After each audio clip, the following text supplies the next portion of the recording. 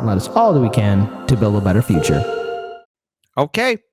The Republican debate took place. And yes, I know people are saying, well, what about the Democratic debate? Well, I saw that on TYT and I had to turn it off. It was not engaging. It was a reaction towards this debate. And I have a couple of highlights. And Vivek destroyed him. Now, Trump still won the debate, and I'll tell you how he won the debate later on. But Vivek ripped apart Ron High Heel the Sanctimonious, Baron Vladimir Harkonnen Chris Christie, and Nikki, that's not her name, Haley. All three were not prepared for this. This was the final debate. Evidently, of all the candidates, Vivek comes off as the strongest. The other three, mediocre. But Trump is still going to win the Republican primary. Simple as that. But we got a couple of highlights here. Highlights that really stand out. And when I say the Democrats are in trouble, they are. Because there is a boiling rage that is affecting every single American right now. And the economy is the number one issue. People are tired of being lied to.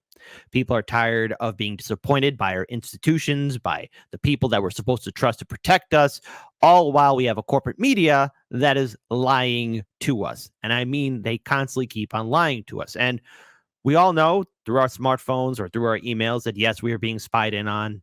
Through social media, our data is being taken away, and we're doing everything we can to protect ourselves. However, Vivek was almost cut off by Megyn Kelly when he brought up the deep state. So here's the first video highlight. I think the real enemy is not Donald Trump. It's not even Joe Biden. It is the deep state that at least Donald Trump attempted to take on. And if you want... I do call that into question, especially what happened to Julian Assange, but nonetheless. Somebody who's going to speak truth to power, then vote for somebody who's going to speak the truth to you. Why am I the only person on the stage, at least, who can say that January 6th now does look like it was an inside job? That the government lied to us for 20 years about Saudi Arabia's involvement in 9/11. That the Great Replacement theory is not some grand right-wing conspiracy theory, but a basic statement of the Democratic Party's platform. That the 2020 election was indeed stolen by big tech. That the 2016 election, the one that Trump won for sure, was also one that was stolen from him by the national security establishment that actually put out the Trump-Russia collusion hoax that they knew was false. Well, that's the consequence of Russiagate, and for anyone else who carried it. Now, what's the problem with Russiagate? Why am I bringing this up? Well, Russiagate is what led us into this horrific conflict between Russia and Ukraine, as well as the ongoing security and censorship that is impacting everyone on social media, all aspects of media, to be precise. This has also led to further divide in American politics, causing Americans to become far more paranoid. And as was proven, Russiagate was just one big conspiracy. I also want to bring out a point because it would be wrong for me not to bring this up. Yes, I'm going to bring up the 2016 Democratic primary because while there are questions with the Republican primary and elections in general here in the United States, 2016 was an eye-opening moment for all of us as we saw firsthand what the DNC was willing to do in regards to committing election fraud, denying Bernie Sanders a nomination. Our mistake in regards to looking at Bernie as a hero when he was nothing more than a spineless, nutless wonder, to quote Jimmy Dore. There's a reason why I'm the only person on the stage who can say these things. That's what it's going to take, not people who are licking his boots one time and now Monday morning quarterbacking and criticizing when it's convenient. Governor Christie. Now, let's also talk about Nikki Haley. Nikki, she's a special case. She's somebody who says she's an expert, but she's really not. She's somebody who seems to be stuck on this mindset of censor, censor, censor, silence, silence, silence. And, I remember when Facebook, hey, I'm going to age myself here. I remember when MySpace came out, then Facebook, and all these other various social media platforms coming out. What do all these politicians or pundits on the media say? Oh, this website or this app. Hell, I remember they still continue blaming video games too. Oh, it's going to twist people's minds, or it's going to make people extreme or violent. And now Nikki Haley is apparently saying that TikTok, guess what, comes with a warning label. For every 30 minutes that someone watches TikTok every day, they become 17% more anti-Semitic, pro-Hamas. Side effects including foaming at the mouth, screaming, crying. Where are you getting this data, Nikki? No. She said this live on air. This is not a serious candidate. She's a fool. Nikki, that's not your name, Haley. What you smoking? We really do need to ban TikTok once and for all. And let me tell you why. For every 30 minutes that someone watches TikTok every day, they become 17% more anti-Semitic, more pro-Hamas based on doing that. We now know that 50% of adults 18 to 25 think that Hamas was warranted in what they did with Israel. Thank you, Dr. Jackass. I mean, Nikki Haley. Now, going on further. Now, look, I want to be clear here. Looking at all these politicians, they're all the same, scummy. But I love it when they fight each other because I need some entertainment in this bleak world. But these politicians don't care, and they're never really consistent. And do I think Vivek is going to be consistent on any of the issues too? No, probably not. No. But it is interesting that he's bringing it up, and the other three are ill-prepared. Now, here's where they call her out in regards to her asking people to be doxxed on the internet. Now, doxing is a very serious thing. I'm not a fan of it. I think it's wrong. It's very frightening. I think all of us care about our privacy, but apparently not Nikki Haley, and even high-heel DeSantis even weighs in on this. What's he talking about? We do not need freedom of speech for Russians and Iranians and Hamas. Whoa! Okay. Remember on yesterday's show, I talked about how that senator in Ireland who in June of 2023 was saying, hey, sometimes we have to restrict free speech. See, it's easy to target the other, somebody that's not in your country. But then if you start restricting speech, oh my goodness gracious, you can restrict it on your citizens and your critics. If anybody steps out of line, oh, you better watch yourself or you're going to get a knock at the door from the political police. Need social media companies to go and fight back on all of these bots that are happening. That's what I said. As a mom, do I think that social media would be more civil if we went and had people's names next to that? Yes, I do think that, because I think we've got too much cyberbullying. I think we've got child pornography and all of those things. But having said that, I never said government should go and require anyone's name. That's false. She said, I want your name. She as president of the United States, her first day in office, she said, one of the first things I'm going to do. I said we were going to get the millions of bots. She wants government ID to dox every American. That's what she said. She said she wanted their names. I want your names. I want your addresses. And the thing is, it sounds good on paper going after all these bad, horrific people. And look, you're doing horrendous crimes. Yes, you need to be held accountable. However, knowing the government's track record in regards to spying in on us, taking away our liberties, I just don't trust the government to look out for our best interests. It's not the first time we've seen politicians abuse power. But then again, if we have to keep on learning this lesson, there's no hope for us.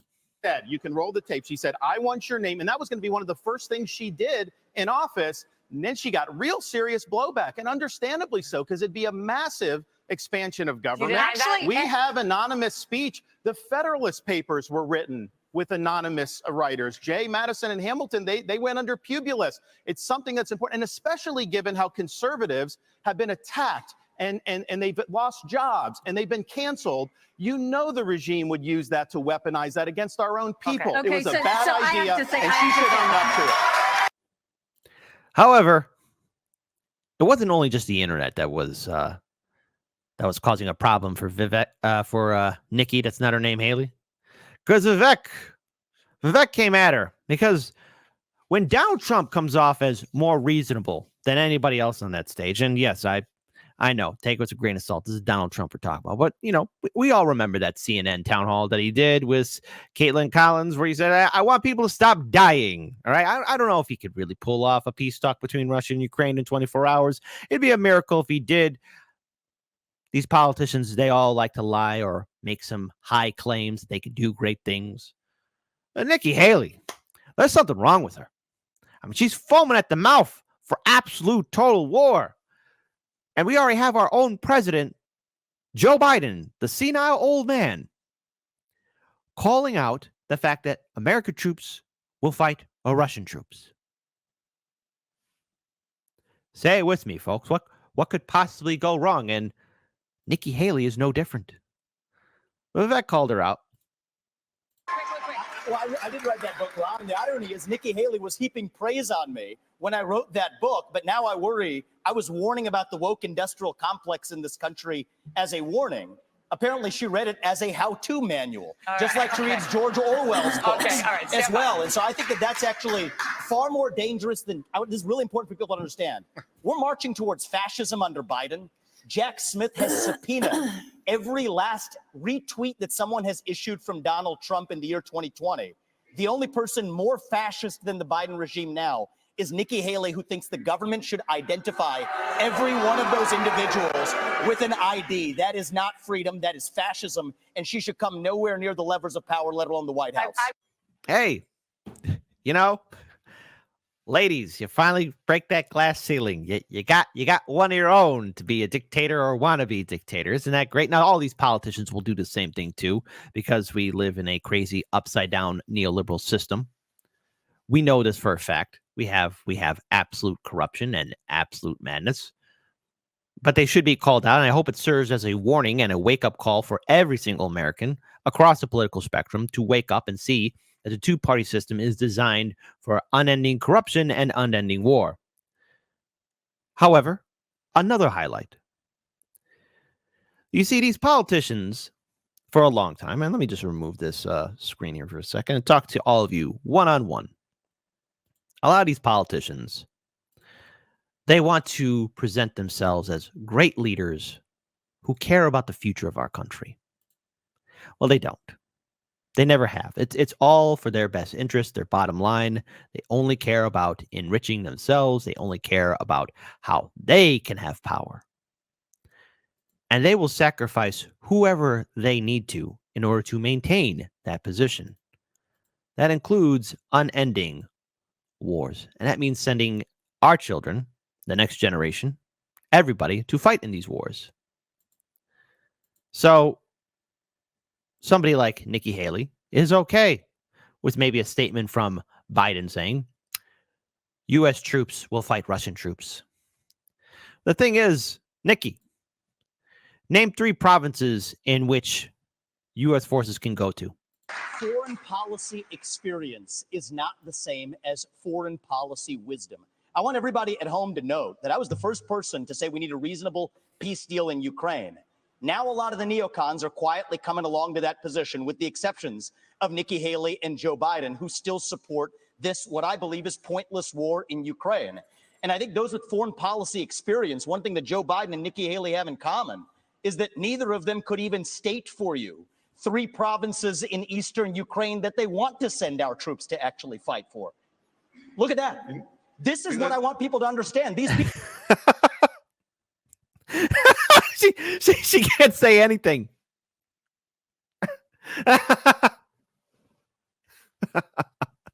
She can't. Caught in 4K. You can't. Can you name those provinces, Nikki? Here. Hold on. The camera just captures her at that right moment. Joe Biden and Nikki Haley have in common is that neither of them could even state for you 3 provinces in eastern Ukraine that they want to send our troops to actually fight for. Look at that. She can't answer.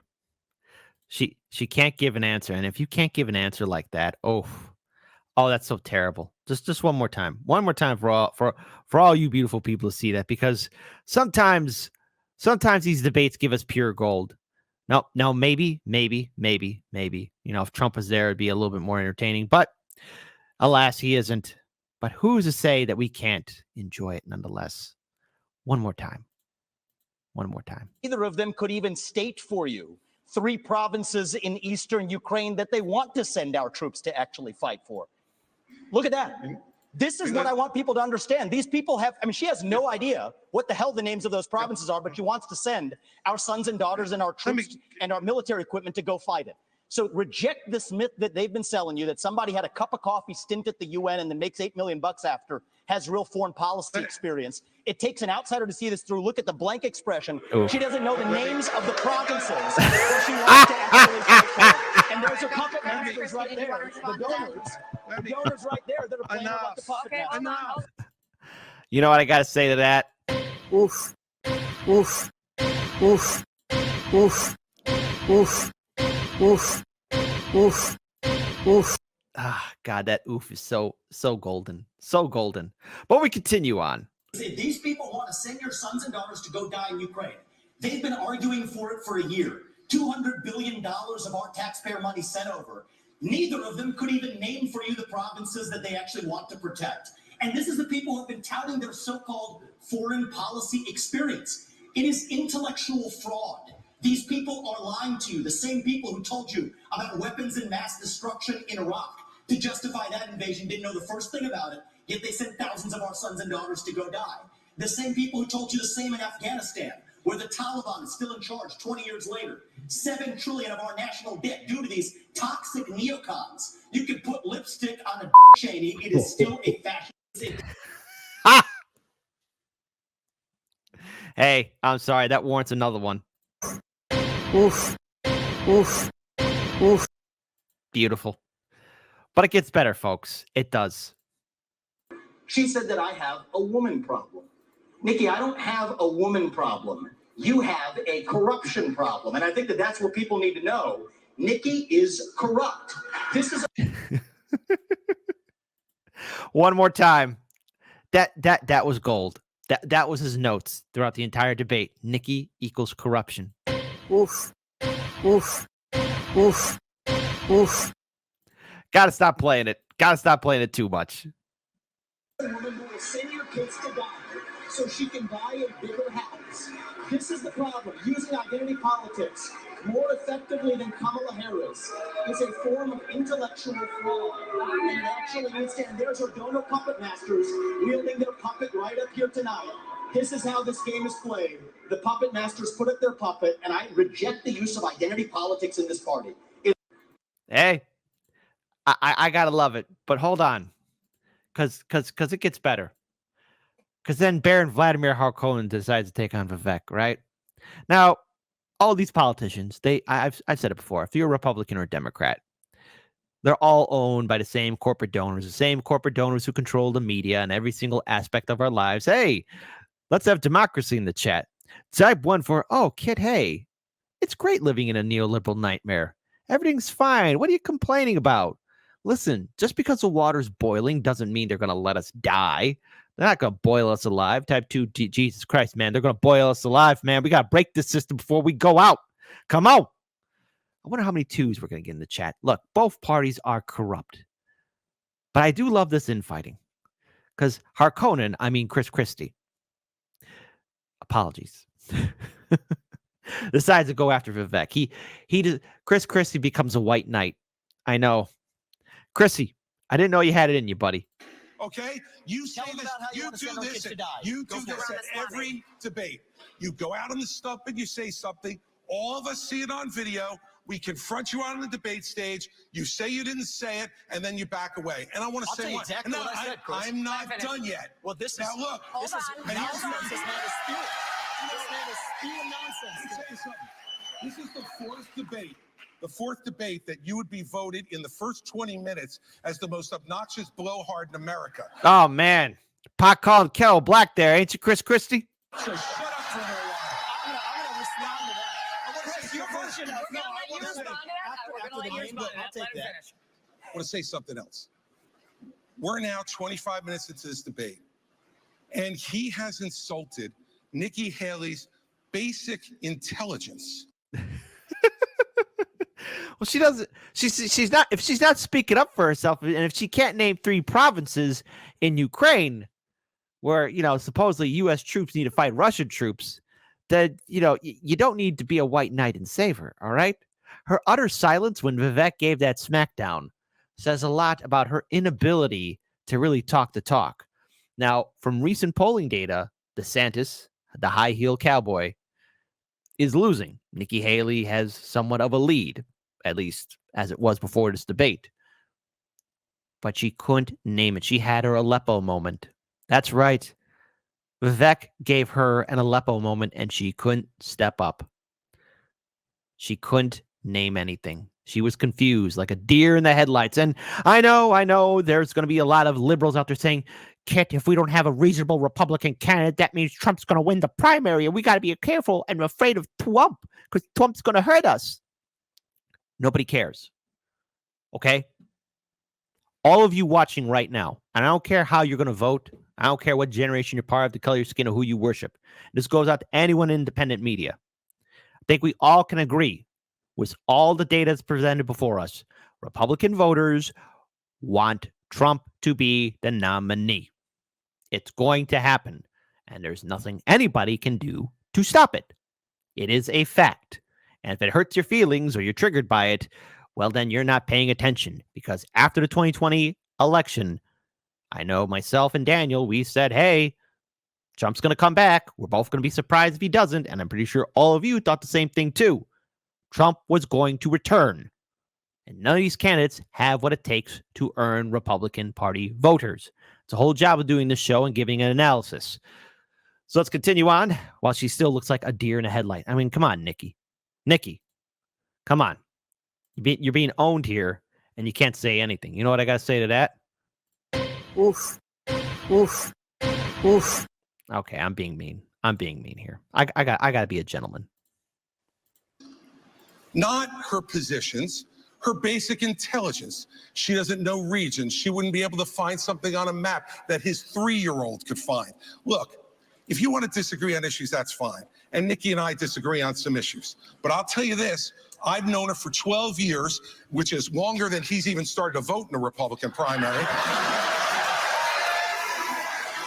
And while we disagree about some issues and we disagree about who should be president of the United States, what we don't disagree on is this is a smart, accomplished woman. You should stop insulting her. So I'm going to take this. Stop being mean. Nikki, listen. All right, you had Chris Christie defend you, but you're going to have to speak out too, don't you know? Several times over. So first of all, I think we just learned something from Chris Christie. We learned 3 things. But wait, it gets better. Because when I saw this, I was rolling. So first of all, I think we just learned something from Chris Christie. We learned 3 things. We learned 3 things right there. First of all, Chris Christie also doesn't know what provinces in eastern Ukraine he actually wants us to fight for. Chris, your version of foreign policy experience was closing a bridge from New Jersey to New York. Yeah. So do everybody a favor. Just walk yourself off that stage, enjoy a nice meal, and get the hell out of this. Oh, I'm having fun with this one. I had this already. Come on. If you watch Hard Lens Media, you know this is in. Oof. Oof. Oof. Oof. Oof. Oof. Beautiful. Beautiful. Beautiful. When it comes to Nikki, I think if you're going to... Hold on. And we're watching that again just one more time. Just get a nice meal and walk off, Baron Vladimir Harkonnen. to fight for. Chris, your version of foreign policy experience was closing a bridge from New Jersey to New York. Yeah. So do everybody a favor. Just walk yourself off that stage, enjoy a nice meal, and get the hell out of this race. When it comes to Nikki, I think if you're going to actually send your sons and daughters to go die in somebody else's war, excuse me, Chris, I'm speaking, and I'm not done yet. He gave him he gave him that 1-2 punch right back. You had your chance, and we're going to be done. So listen up to this. Is if these people want to send your sons and daughters to go die in Ukraine, they've been arguing for it for a year. $200 billion of our taxpayer money sent over. Neither of them could even name for you the provinces that they actually want to protect. And this is the people who have been touting their so-called foreign policy experience. It is intellectual fraud.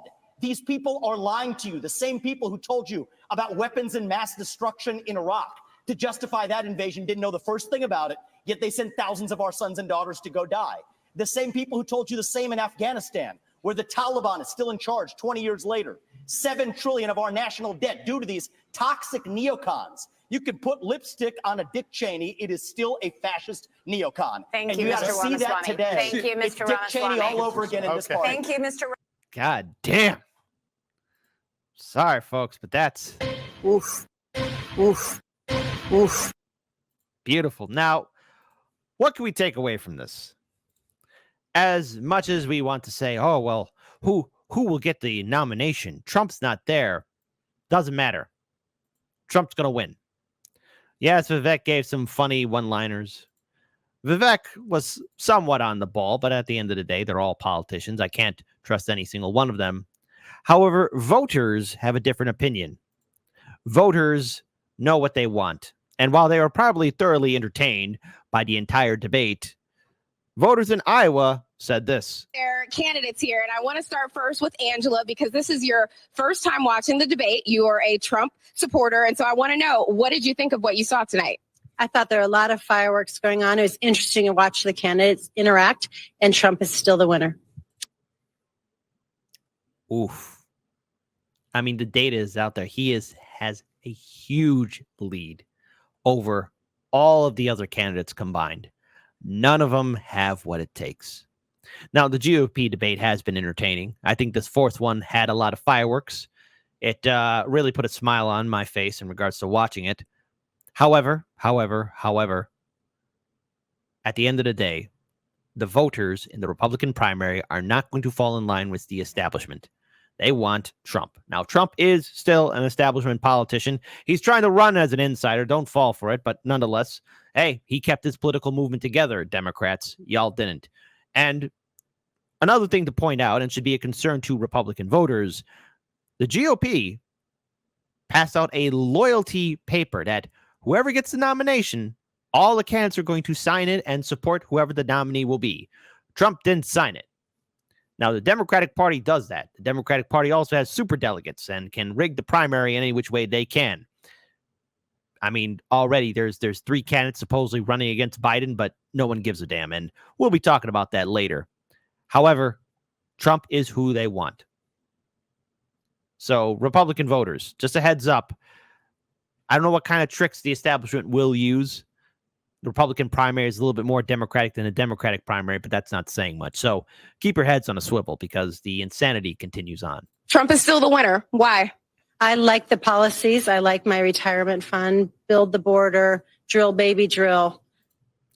Oh, behave, lady, behave.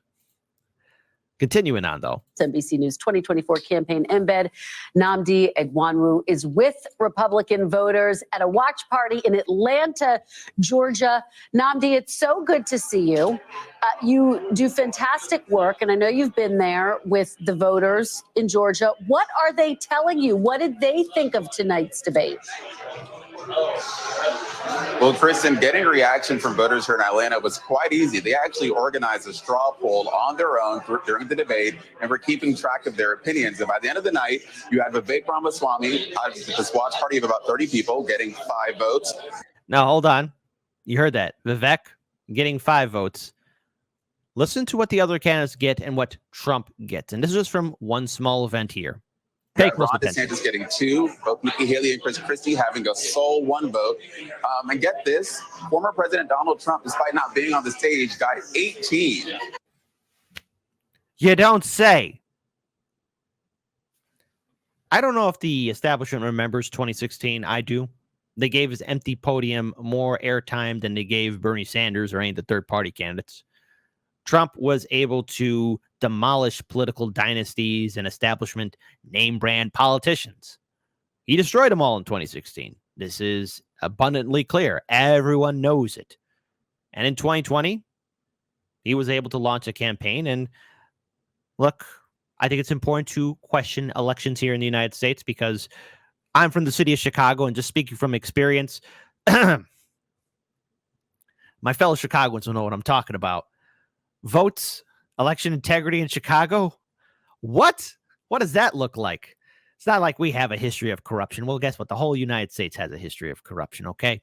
So, I think it's long overdue that we do have free and fair elections here in the United States, but that's maybe a story for another day. But Trump is universally popular amongst voters. Even while absent at the debate, he had played a very dangerous gambit and he won. And he's been succeeding since then. And I have to tip my hat to it. You don't know, it's not an endorsement of Trump, but it's very clever. He doesn't have to lift a finger to destroy his enemies, which is an awesome power. So that's really reflective of the vibe of the night here in Atlanta. But you don't have to take my word for it. A couple attendees agreed to stay after and give us their opinions. And Will, I want to start with you. There was a moment tonight that got a lot of people riled up. What was the moment that caught your eye, that left a mark on you? What left a mark for me was Nikki Haley being called out for being the warmonger that she is. At the same time, Ramaswamy holding up a notepad saying Nikki is corrupt. And that's got to be something that stands out really strongly in my mind and in the voters' mind. But they talk too much about Trump, a man that wasn't on the stage, but ruled the stage tonight. And voters see that. And that's just one voter.